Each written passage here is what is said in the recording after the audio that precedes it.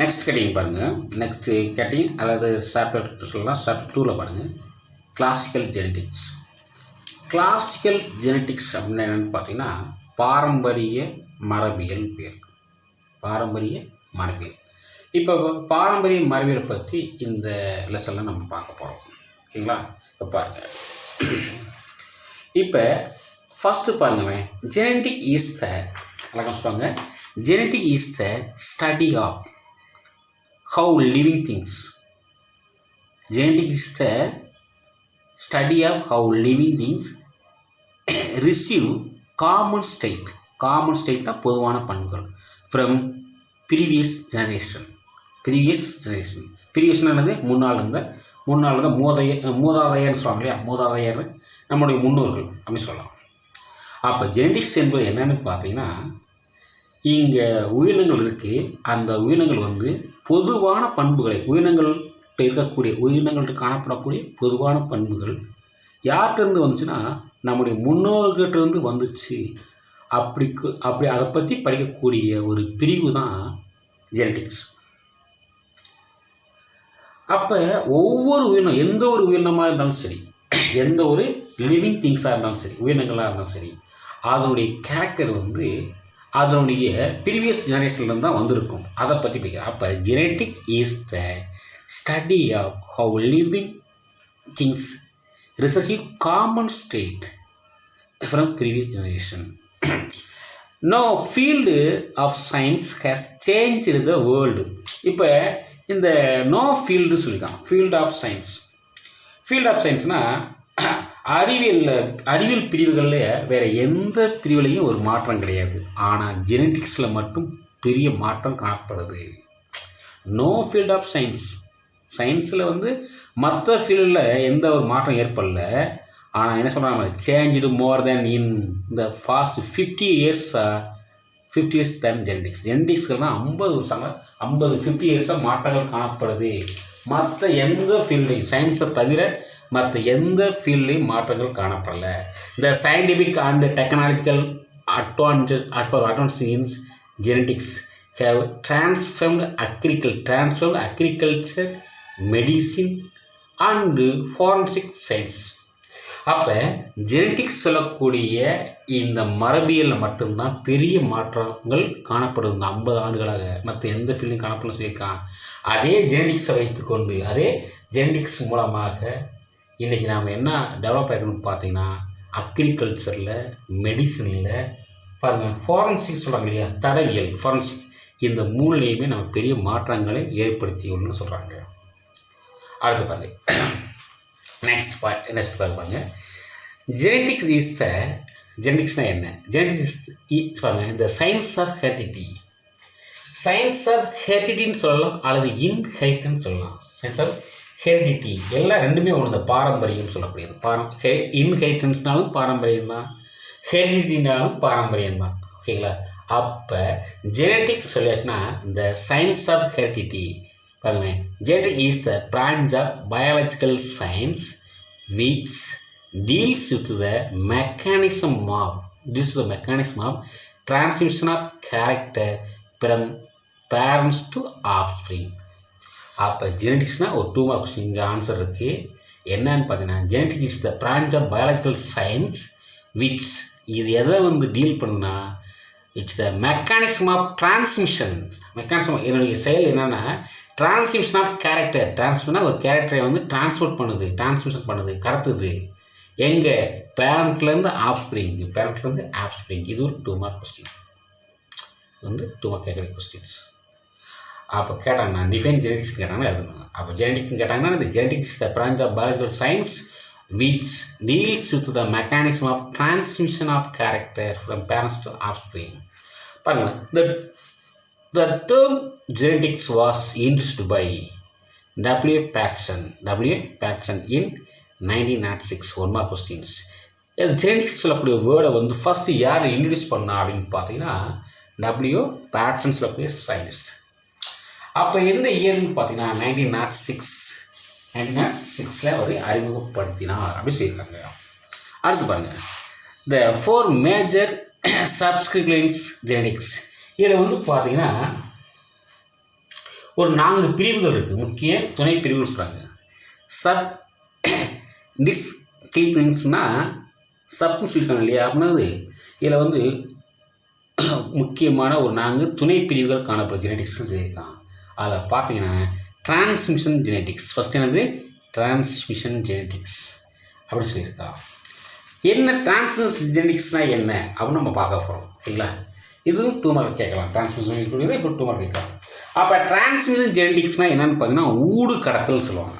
ஊடு கடத்தல், உள்ளுக்குள்ளேயே ஒன்று இன்னொன்று கடத்துது. பாருங்களேன், deals with the transmission of gene. நல்லா சொல்லுங்க, இதனுடைய டீல் என்னன்னு பார்த்தீங்கன்னா டிரான்ஸ்மிஷன் ஆஃப் ஜீன், ஒரு ஜீனை வந்து அப்புறம் பேரண்ட்ஸ்லேருந்து ஆஃப் ஸ்ப்ரிங் கடத்துது. அதாவது பேரண்ட்லேருந்து குழந்தைக்கு கடத்துது, சைல்டு கடத்துது. அப்போ டிரான்ஸ்மிஷன் ஜெனடிக்ஸ்னால் என்னென்னு பார்த்தீங்கன்னா அதோட டீல் என்னென்னு பார்த்தீங்கன்னா transmission of gene from parents to offspring. The foundation of classical genetics came from the study of hereditary behavior of 7 genes by the Heringer Mendel.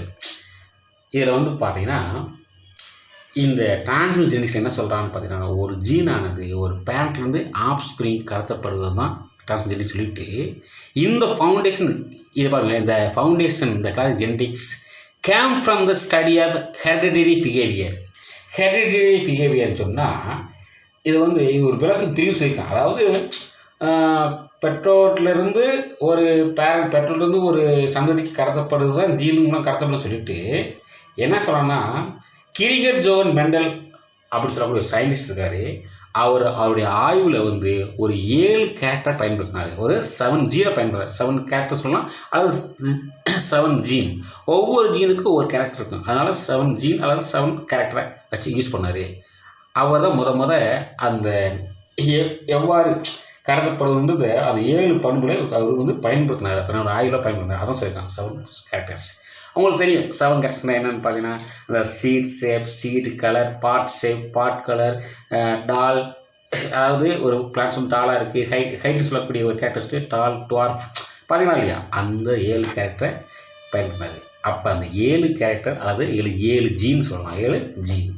அப்போ ஜீனானது ஒரு பேரண்ட்லேருந்து ஒரு ஆஃப் ஸ்ப்ரிங்கு கடத்தப்படக்கூடிய ஹெட்டிங் அதுக்குரிய answer தான் என்னது transmission genetics. ஓகேங்களா, அடுத்து பார்க்கலாம். ரெண்டாவது வந்து பார்த்தீங்கன்னா மாலிகுலர் ஜெனடிக்ஸ். மாலிகுலர் ஜெனடிக்ஸ்னால் என்னென்னு பார்த்தீங்கன்னா மூலக்கூறு மரபியல். என்னது மூலக்கூறு மரபியல். மாலிகுலர்னால் மூலக்கூறு, ஜெனடிக்ஸ்னால் மரபியல். இதில் பாருங்கள் டீல்ஸ். இது எதாவது டீல்ஸ் பண்ணால் structure and function of a gene.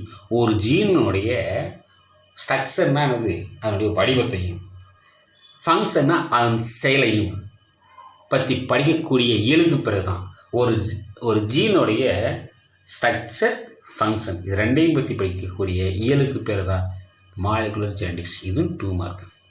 அது எப்போ அந்த ஜீன் வந்து மாலிகுலாக இருக்கும் பொழுது, மாலிகுலர்னால் ஒரு மூலக்கூறு லெவலில் இருக்கும் பொழுது படிக்கக்கூடியதுன்றான்.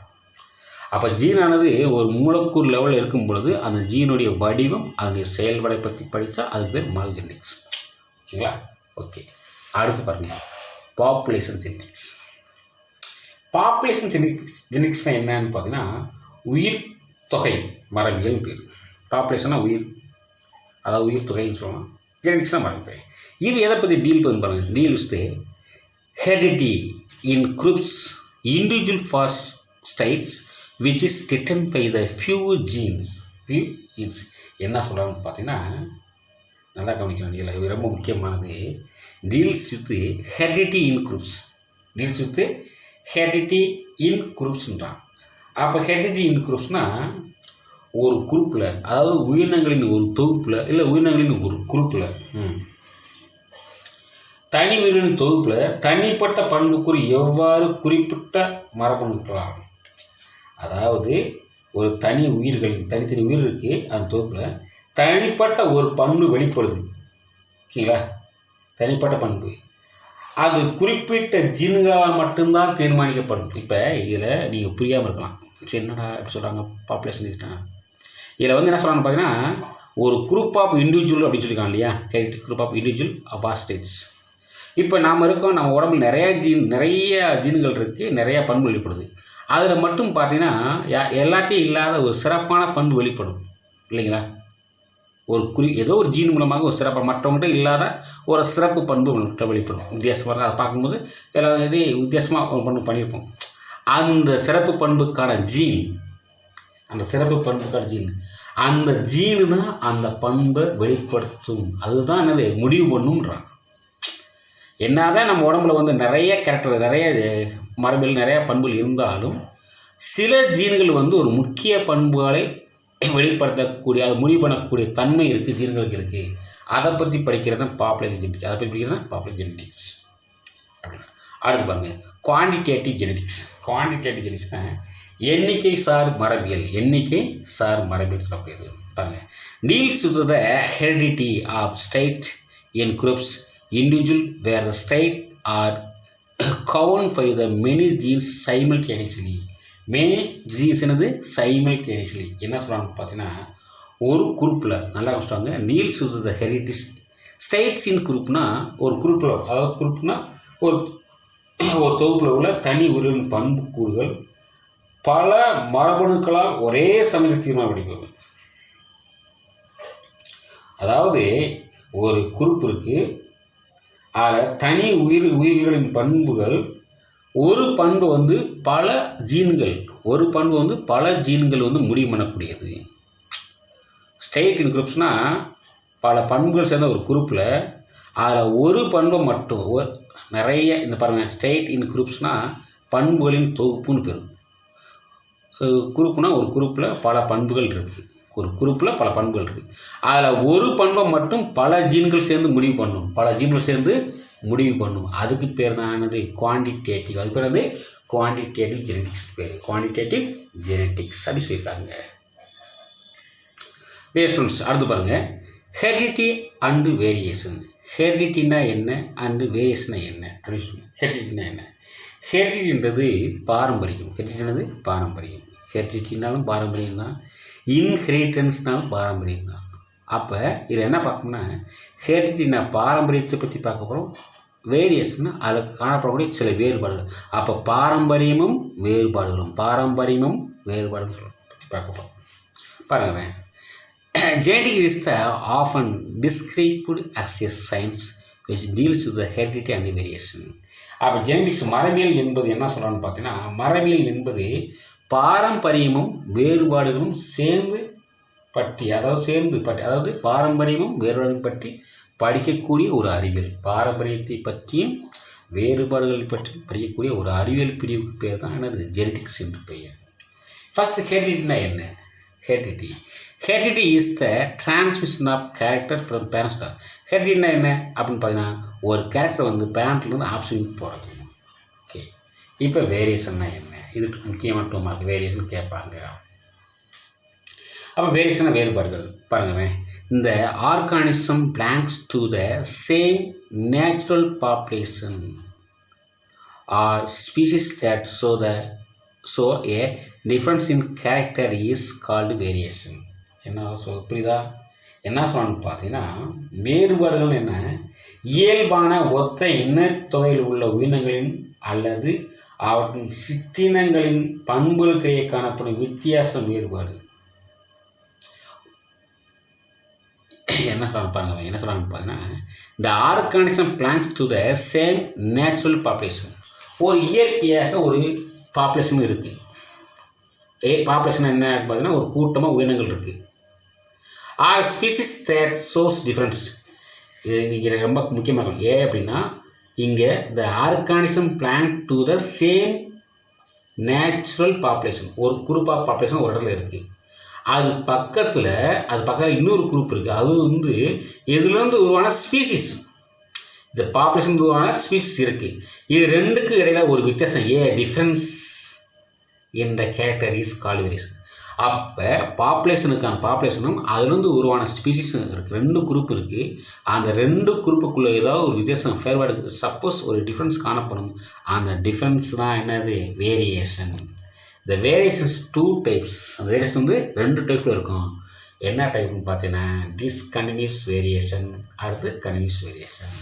டிஸ்கண்டினியூஸ் வேரியேஷன் என்னென்னு பார்த்தீங்கன்னா, அது டிஸ்கண்டினியூஷன் என்னது அப்படின்னு பார்த்தீங்கன்னா தொடர்ச்சி. டிஸ்கன்யூஸ்னா என்னது? தொடர்ச்சியற்ற வேறுபாடுகள். கண்டினியூஸ்னால் என்னது? தொடர்ச்சியான வேறுபாடுகள்.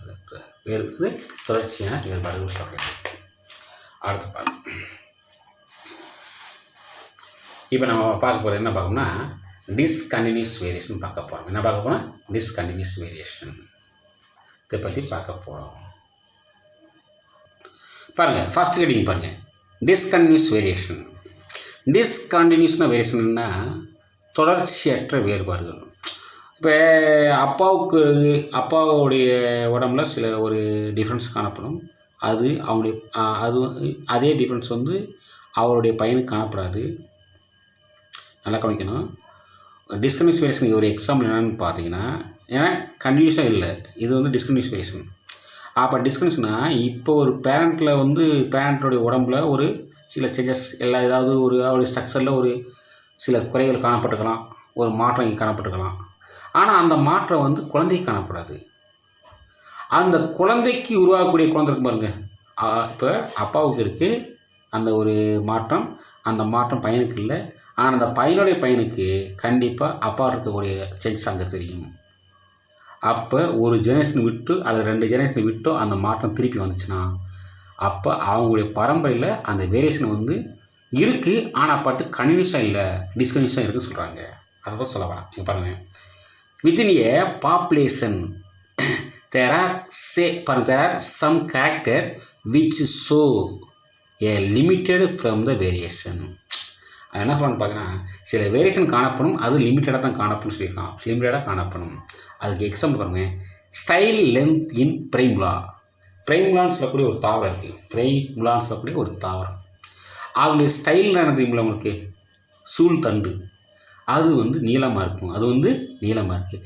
அப்போ style length in primula, plant height of garden pea plants. அப்போ என்ன சொல்லணும் பார்த்தீங்கன்னா, பிரைமுலா தாவரத்தின் சூழ்தண்டின் நீளம், தோட்ட பட்டாணி செடியின் உயரம், இது 2 தொடர்ச்சியற்ற பண்புகளுக்கு எடுத்துக்காட்டு. அப்போ ஸ்டைல் இன் பிரைமுலான்னு சொல்லக்கூடியது இந்த பிரைமுலா தாவரத்துடைய லென்த்து சில நேரங்கள் லென்த்தாக இருக்கும், ஸ்டைல் வந்து லென்த்தாக இருக்கும். அதே மாதிரி கார்டன் பியருக்கு வருங்க, அது லென்த்தாக இருக்கும். இன் டிஸ்கண்டினியூஸ் வேரியேஷன் இந்த character is controlled by the 1 or more major 1 or 2 major genes. இந்த கேரக்டரை வந்து கண்ட்ரோல் பண்ணுறதுக்கு 1 அல்லது 2 முக்கியமான மரபுகளால் கட்டுப்படுத்தப்படுகிறது. இது நல்லா கஷ்டங்க. என்ன சொல்கிறான்னு பார்த்தீங்கன்னா, டிஸ்கண்டினியூஸ் வேரியேஷன் பார்த்தீங்கன்னா அந்த வேரியேஷன் வந்து சில கேரக்டர் மட்டும் வெளிப்படும் சொல்கிறான்.